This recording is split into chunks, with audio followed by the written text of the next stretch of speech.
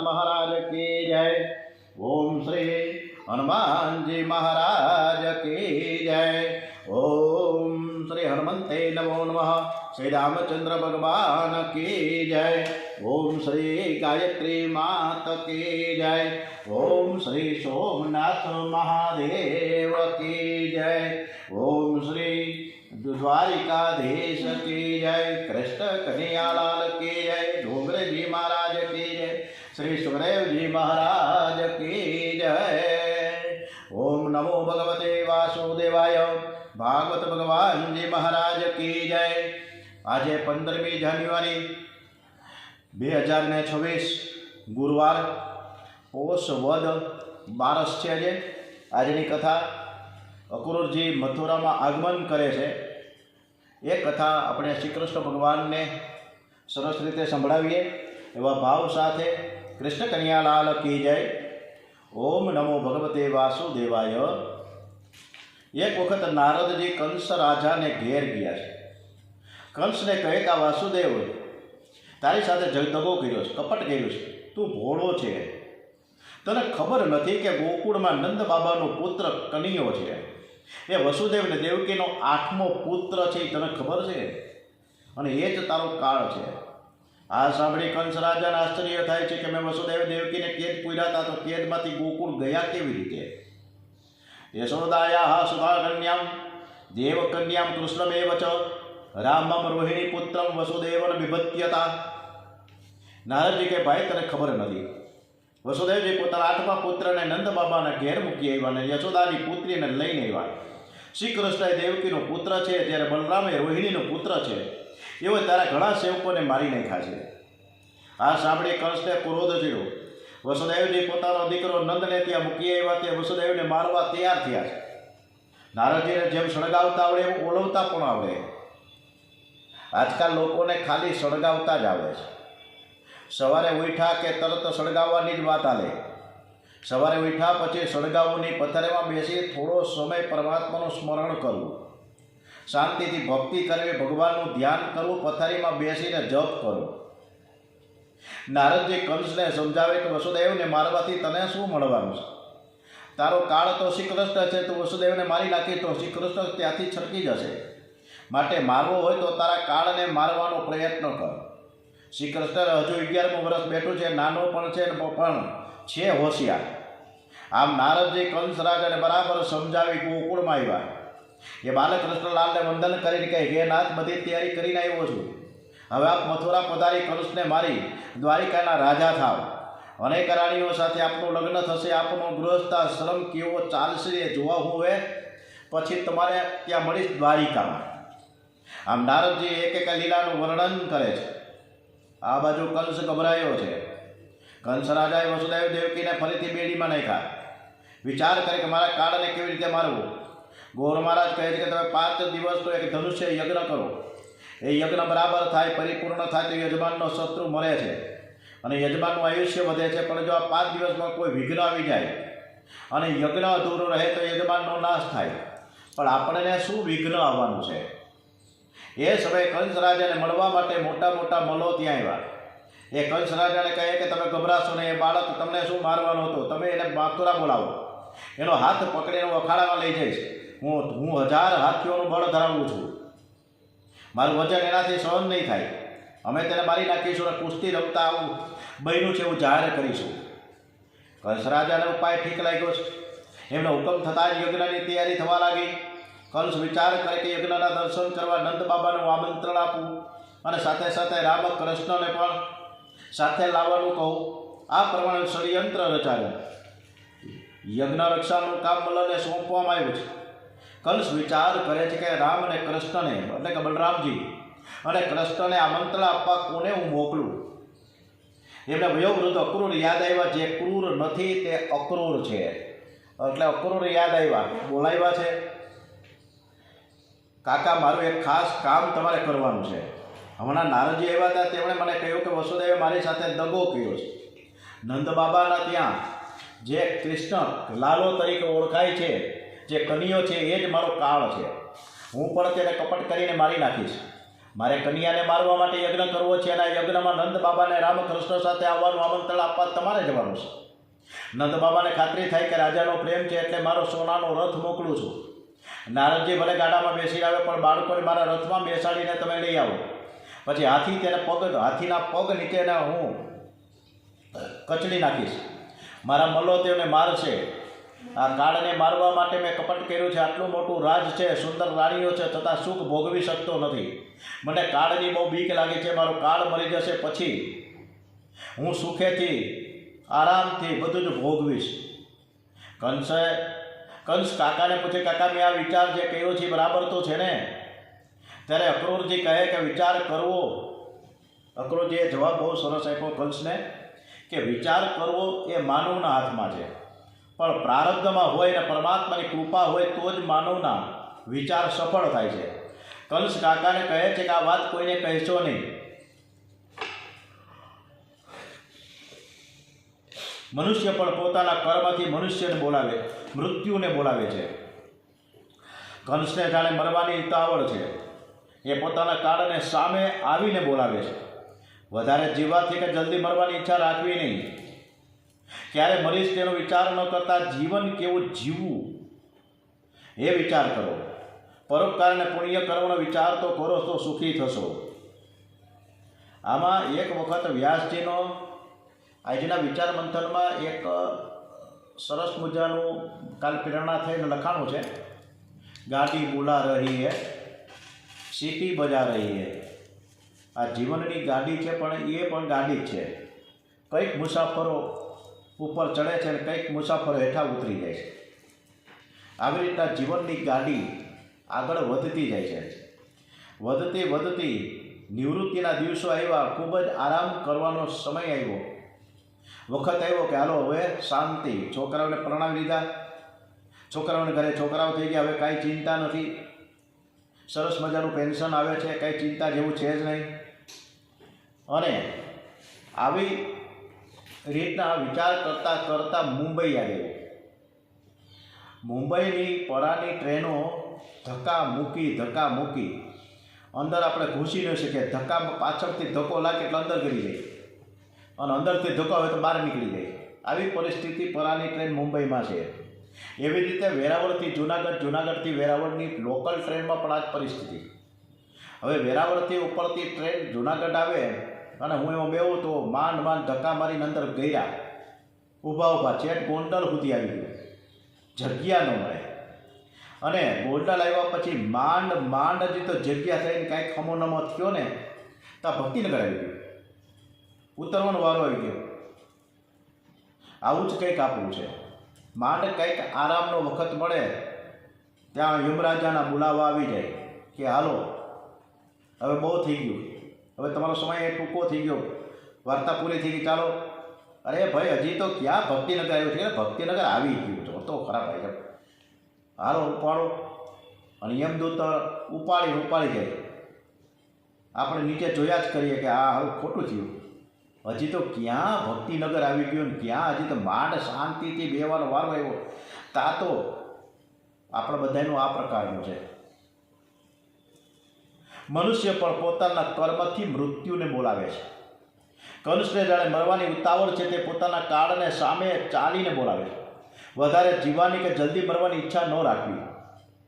ક્યારે મરીશ એ પણ વિચાર ન કરવો. આપણે જ્યોતિષ પાસે ઘણા હાથ બતાવવા જાય. 500ની નોટ આપે ને 1000ની નોટ આપે ને કે ભાઈ તમને જોઈ દો. જ્યોતિષ શાસ્ત્ર બરાબર છે, ગણિતનું વિજ્ઞાન છે. એમાં આપણે એમાં કંઈ ટીકા ટિપ્પણી નથી થતા, પણ જ્યોતિષો પાસે જઈને કે મારું ભવિષ્ય શું? બરાબર. હવે આપણે ભવિષ્ય જાણે શું કરવું છે, થવું થાય. વ્યાસજીનો એક દાસ શિષ્ય એકદમ આ ગુરુ છે ને વ્યાસજી, એને સેવા કરી. હવે એક દિવસ બરાબર લાગ જોઈને વ્યાસજીને ધીમેથી વિનંતી કરી કે ગુરુદેવ મને એટલું તો કહી દો કે હું ક્યારે મરીશ, મારે જાણવું છે. અને વ્યાસજી કે ભાઈ તું રહેવા દે, આવો પ્રશ્ન પૂછાય જ નહીં. માણસ છે ને ક્ષણે મરે છે, મૃત્યુ સાથે માથે જ ભમે છે. એમ વિચારીને પાપ કરવાનું છોડો ને ભક્તિને અપનાવો. ક્યારે મરણ થશે એનો વિચાર સુદ્ધા ન કરો. પરંતુ દાસ એનો શિષ્ય દાસે કહ્યું કે મારે ખરેખર જાણવું છે, હું ક્યારે મરીશ, મને જણાવો. વ્યાસજી કે જાણવાથી તને ફાયદો હું? એના કરતાં જે જીવન મળ્યું છે ભોગવી લે ને મસ્ત મસ્ત. દાસ કે ફાયદો થાય કે ન થાય મને તમે જણાવો, મારું મૃત્યુ ક્યારે છે? દાસના અતિ આગ્રહને વસ્તે વ્યાસજી કે ઠીક છે, ચાલો તારી ઈચ્છા છે તો આપણે એ વાતો યમરાજાને પૂછીએ. એટલે દાસ અને વ્યાસજી યમપુરીમાં ગયા. ત્યાં જઈને યમરાજાને પૂછે કે મારા ચેલો છે આ બાજુમાં ઊભો છે, એનું નામ દાસ છે ને મૃત્યુ ક્યારે થાય એને જાણવાની એકદમ ઉત્કંઠા છે, તો કહો ને ક્યારે એનું મૃત્યુ થશે? યમરાજ કે હું ન જાણું, મારા મંત્રી છે ને સેક્રેટરી મૃત્યુદેવ એ જાણતા હશે, ચાલો એની પાસે જઈએ. વ્યાસ, દાસ અને યમરાજ આ મંત્રી મૃત્યુદેવ પાસે પહોંચ્યા. મૃત્યુદેવને પૂછે કે આ દાસનું મૃત્યુ ક્યારે થાય? મૃત્યુદેવ કહે છે કે તો હું નથી જાણતો, એ વાતની ખબર તો પ્રારબ્ધને પડે, મને તો હુકમ થાય એટલે મારે પકડવા જવું પડે. ક્યારે મરવાનો છે તેની મને ખબર નથી, વિધાતા જાણે. આપણે બધા વિધાતા પાસે જઈને પૂછીએ તો ખબર પડે. એટલે બધાઈ ગયા. વિધાતા કહે મેં દાસના પ્રારબ્ધ એવું લખ્યું છે કે જ્યારે વ્યાસજી, દાસ, યમ અને મૃત્યુ આ ચારેય મારા ઘેર આવશે ને ત્યારે એ મરી જશે. વ્યાસજી આ તમારો ચેલો તમારી સેવા કરવા આવ્યો છે, એ ઘણું જીવે એવી ઈચ્છાથી મેં એના કપાળમાં આવું લખેલું, પરંતુ દાસ પોતે જ મૃત્યુને ખોડતા ખોડતા એ આવી પહોંચ્યો. આજે એનું મૃત્યુ થશે, માટે જ મૃત્યુ ક્યારે થવાનું છે તે વિચાર કરવાની જરૂર નથી. વધુ જીવવાનો તેમજ મરવાનો વિચાર ન કરવો. અત્યારે તો આપઘાતના બનાવો બહુ જ બને છે, માણસને મરી જ જવું છે અને છૂટકારો થાય, કંઈ છૂટકારો થતો નથી, અનેક યોનિમાં ભટકવું પડે પાછું. અને આપઘાત જેવો એ કંઈ મૃત્યુ જ નથી, ખરાબમાં ખરાબ આપઘાત. આ બંને વિચારો બાધક છે. સમય થાય ત્યારે જીવ કાળને બોલાવે છે. કંસનું આયુષ્ય પૂરું થયું છે તેથી તે પોતાના કાળને બોલાવે છે. અક્રૂરજી કહે છે કે માનવી ભલે ગમે તે વિચાર કરે પણ પ્રારબ્ધ અનુકૂળ હોય તો જ વિચાર સફળ થાય. સત્યનારાયણ ભગવાનની કથા કહ્યું છે આવતા મહિનામાં અત્યારથી ન કરીએ, વળી પાછો અત્યારથી વિચાર કરીએ, પણ એ વિચાર સફળ થાય તો કથા થાય, નકર વચ્ચે કાંઈક વિઘ્ન આવી જાય તો કથા બંધ રહીએ, આવું થાય. સંસારનું બધું સુખ દુઃખ સંયોગ વિયોગ પ્રારબ્ધ ઉપર આધાર રાખે છે. પ્રયત્ન પરમાત્મા માટે કરો પણ લૌકિક સુખ પ્રારબ્ધ છોડી દો. પ્રારબ્ધ હશે તો સુખ મળે પ્રારબ્ધમાં, પરમાત્મા પ્રારબ્ધથી નહીં પણ પ્રયત્નથી મળે છે. અક્રૂરજી કહે છે કે તમારી આજ્ઞા છે તો હું કાલે ગોકુળ જઈશ. કંસ કહે કાકા વાતની કોઈને ખબર ન પડવી જોઈએ, કાલે ગોકુળ જઈને બાલકૃષ્ણ લાલ લઈ આવજો. અક્રૂરજી આખી રાત નિંદ્રા આવી નથી. અક્રૂરજી સતત પરમાત્માનું ચિંતન કરે છે. આજની રાત ક્યારે પૂરી થશે? આવતીકાલે મારે ગોકુળમાં જવાનું છે, મને શ્રી કૃષ્ણના દર્શન થશે. કોણ જાણે કેમ અક્રૂરજીને શ્રી કૃષ્ણના દર્શને અધીરાય થઈ. ઓચિંતાનો આગળો ખસી જાય ને દ્વાર ઉઘડી જાય એવું બન્યું. અક્રૂર ખરાને આગળો ખસી જાય. આગળો કોને કહેવાય અત્યારની જનરેશનને કંઈ ખબર જ નથી. આપણે હાલડ્રાપ શબ્દ વાપરીએ, એ હાલડ્રાપ અત્યારે બહુ સરસ મળે, જામનગરની બજારમાં બહુ સરસ મળે છે. ત્યાં ઓજારાઓ બહુ હોય દરવાજાના, બારી દરવાજાના. એમ આ આગળો ખસી જાય. આગળો એટલે સ્ટોપર અથવા તો આગળીઓ, હાલડ્રાપ. બ્રાસ ના આવે, બ્રાસ. અને દ્વાર ઉગડી જાય એવું બન્યું છે. અક્રૂર તો ખરાને જે ક્રૂર નથી, દયાળુ છે, દીન છે, નિર્દોષ છે, અમલિન છે, એના ઉપર પરમાત્માની દયા વિના રહે થોડી ખરી. અક્રૂરજી સવારે વહેલા ઉઠ્યા છે. પરમાત્માની દયા કાયમ અવિરત અક્રૂરજી ઉપર છે. સવારે વહેલા ઉઠ્યા, પ્રાતઃ સ્નાન કર્યું, નિત્ય કર્મ પરવાયા. કંસનો સોનાનો રથ આવ્યો, એમાં બેસીને અક્રૂરજી ગોકુળ જવા નીકળ્યા છે. વિચાર કરે છે રસ્તામાં, હું અધમ, હું પાપી છું, નાલાયક છું, પણ શરણાગત છું. આજે મારા ભાગ્યનો ઉદય થયો છે. આજે હું પરમાત્મા શ્રી કૃષ્ણના દર્શન કરવા જાઉં છું. મેં જરૂર પૂર્વજન્મમાં કોઈ મોટો યજ્ઞ કર્યો હશે, કોઈ સંતની સેવા કરી હશે કે કોઈ ગરીબને મેં પ્રેમથી જમાયો હશે. તેથી જ આ જન્મમાં મારા જેવા વિલાસી જીવને છે ને પરમાત્માના દર્શન થશે. જ્યારે પરમાત્મા કૃપા કરે છે ને ત્યારે શત્રુ પણ મિત્ર બની જાય છે. પરમાત્માની કૃપાથી મન અતિ શુદ્ધ થઈ જાય છે. આજે અક્રૂરજીનું મન પણ પવિત્ર થઈ ગયું છે. રસ્તે ચાલતા હંમેશા પરમાત્માનું ચિંતન કરતા ચાલો. અક્રૂરજીની જેમ પદે પદે શ્રી કૃષ્ણનું ચિંતન કરજો. પરમાત્મા પ્રસન્ન થશે. ત્યારે લોકો રસ્તે ચાલતા કોઈના કપડાં મોટર કે કોઈના મોઢા નિહાળે છે. કોઈના કપડાં મોટર કે મોઢું જોવાથી ફાયદો શું? સંસારના ખોટા વિચારો કરવાથી તો મન બગડે છે. મનુષ્યને ચિંતનમાં આવી એકાગ્રતા આવે ત્યારે જ પરમાત્મા મળે છે. મનુષ્ય આવા પવિત્ર વિચારો કરે તો જીવન સફળ થાય. પરંતુ મારી પાસે આટલું છે, હવે આનાથી વધારે થાય તો મોટર લાવીશ. આવા વિચારો કરવાથી આત્મશક્તિનો નાશ થાય છે. પવિત્ર વિચારો કરવાથી જીવન સુધરે છે. જીવ ધારે તે થતું નથી, પરંતુ ઈશ્વર ધારે તે થાય છે. પવિત્ર વિચારો હૃદયને પણ પવિત્ર બનાવે છે. જીવ માત્રને માનની ભૂખ છે.